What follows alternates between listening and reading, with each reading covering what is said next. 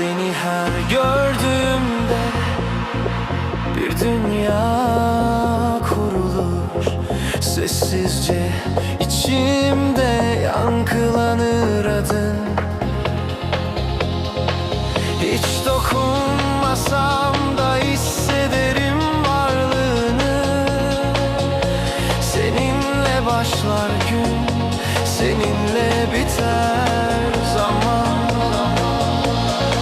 Bir gülüşün koca bir evren yaratır. Hiç fark etmesen de ben orada saklıyım.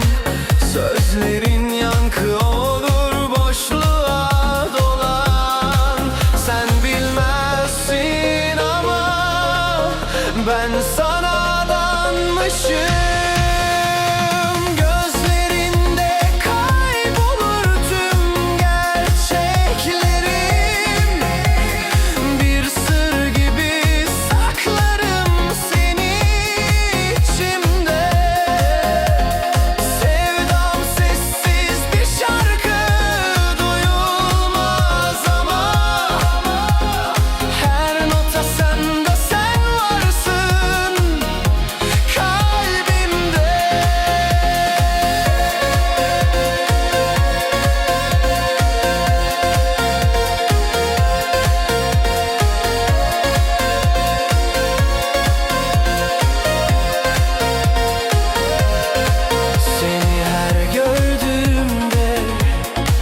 Bir dünya kurulur sessizce.